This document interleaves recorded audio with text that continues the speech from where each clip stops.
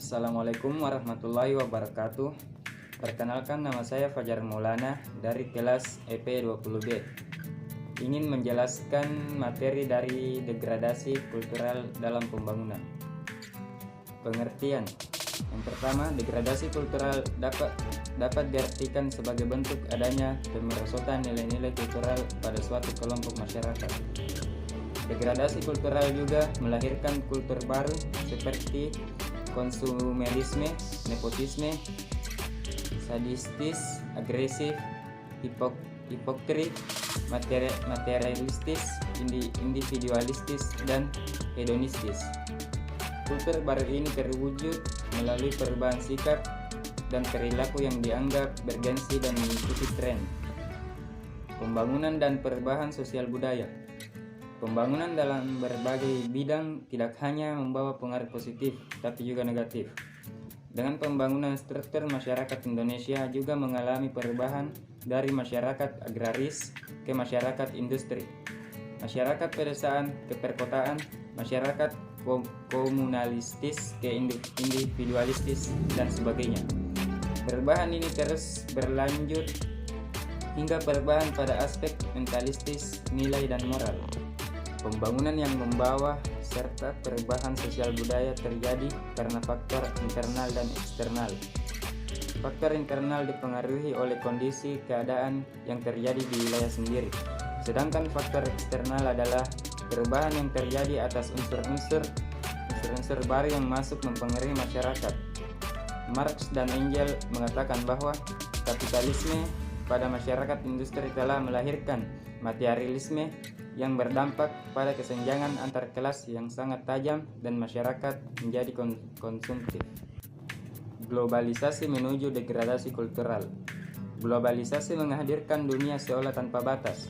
Masyarakat berintegrasi dalam suatu tatanan global yang menciptakan suatu masyarakat dengan jaringan komunikasi internasional.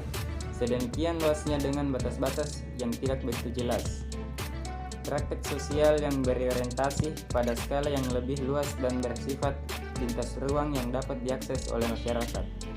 Lahirlah ruang-ruang berupa elektronik dan ruang maya di mana interaksi tatap muka menjadi tidak penting dan nilai-nilai humanistis cenderung menghilang dari waktu ke waktu. Kultur baru pun bermunculan.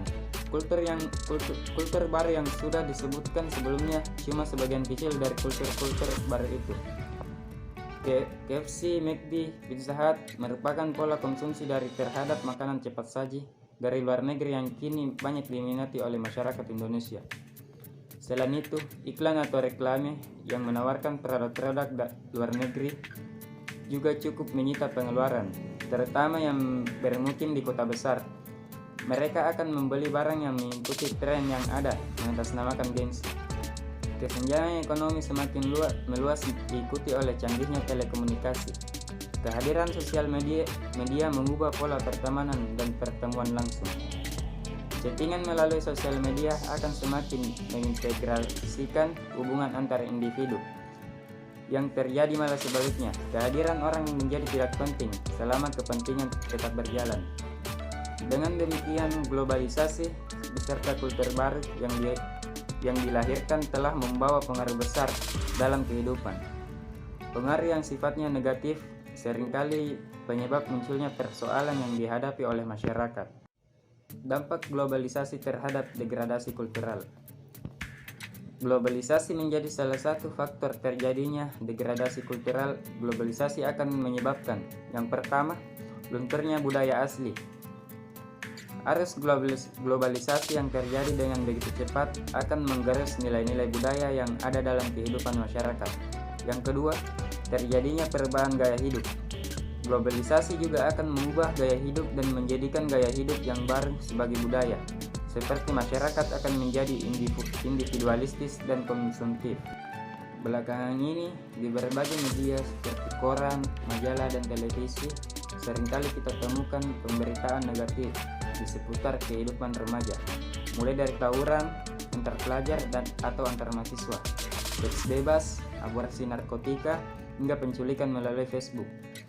Salah satu dikabarkan di Suara Merdeka 9 Februari 2010, seorang gadis muda bernama Mereta Novatriani dikabarkan hilang dan diduga diculik kenalannya via Facebook. Nova bersedia diajak kabur oleh teman Facebooknya karena diiming-imingi sejumlah uang dan handphone. Nova hanyalah salah seorang korban penculikan yang dikabarkan oleh media. Bagaimana halnya dengan remaja lainnya yang menjalin pertemanan via Facebook? Permasalahan. Dengan demikian, sesungguhnya apakah yang menjadi penyebab merosotnya nilai-nilai etika dan moral, terutama dalam kehidupan remaja?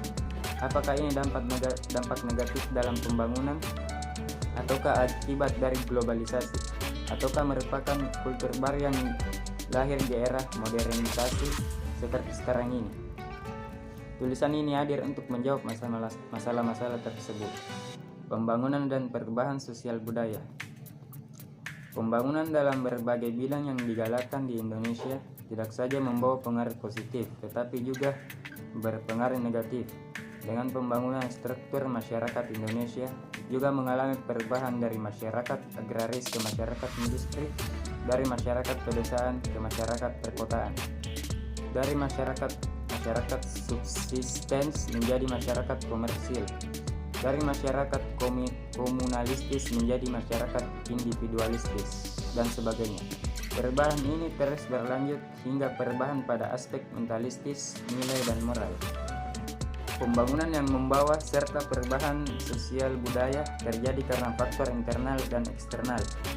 Faktor internal dipengaruhi oleh kondisi dan keadaan yang terjadi di wilayah sendiri, sedangkan faktor eksternal adalah perubahan yang terjadi atas pengaruh dari unsur-unsur baru yang masuk dan mempengaruhi kehidupan masyarakat. Kemajuan teknologi dan informasi yang semakin canggih dari waktu ke waktu merupakan salah satu faktor penting dalam memicu terjadinya perubahan itu. Teknologi yang umumnya diimpor dari negara maju itu telah menjadi instrumen yang sukses dalam mempercepat berlangsungnya perubahan dalam kehidupan masyarakat.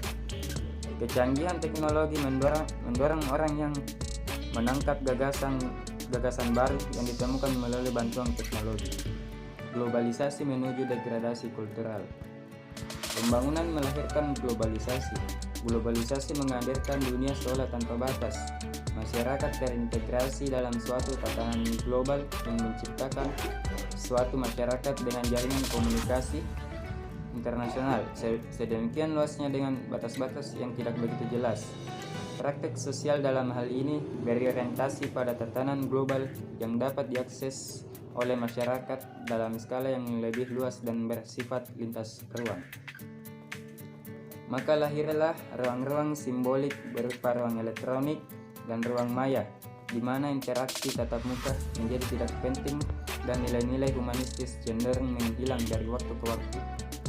Selain itu, kehadiran iklan atau reklame yang menawarkan produk-produk luar negeri juga cukup menyita pengeluaran bagi kaum remaja, terutama yang bermukiman di kota-kota besar.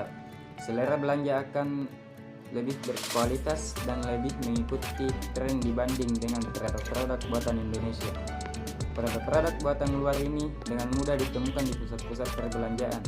Maka tidak heran apabila pusat-pusat perbelanjaan menawarkan promo, potongan harga, atau diskon, menyebabkan antrian panjang pembeli untuk mendapatkan produk-produk tersebut. Sekian dari penjelasan materi saya. Assalamualaikum warahmatullahi wabarakatuh.